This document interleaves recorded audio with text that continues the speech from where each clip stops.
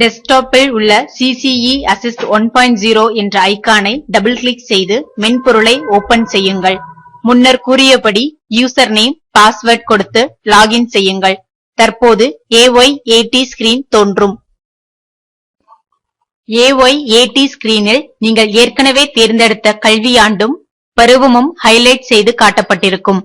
Continue பட்டனை click செய்தாலோ அல்லது கீபோர்டில் உள்ள Enter பட்டனை தட்டினாலோ மென்பொருளின் மெயின் ஸ்கிரீன் தோன்றும். மெயின் ஸ்கிரீனில் இடது மேல்புறம் பள்ளியின் பெயரும் வலது மேற்புறம் கல்வியாண்டு, பருவம் போன்ற விவரங்களும் காட்டப்பட்டு இருக்கும்.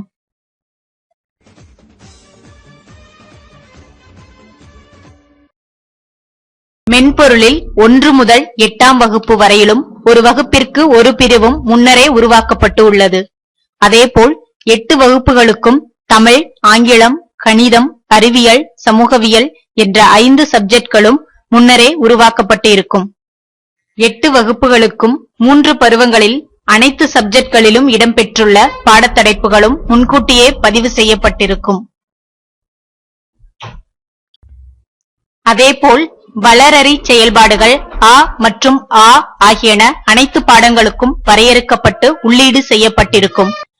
ஆகவே கல்வியாண்டு, பருவம், வகுப்புகள், சப்ஜெக்ட்ஸ், பாடத்தலைப்புகள், வளரறி செயல்பாடுகள் என அனைத்தும் முன்கூட்டியே உள்ளீடு செய்யப்பட்டு தயாரான நிலையில் உள்ளது என்பதால் அடுத்து நீங்கள் உங்கள் மாணவர்கள் குறித்த விவரங்களை உள்ளீடு செய்ய வேண்டும்.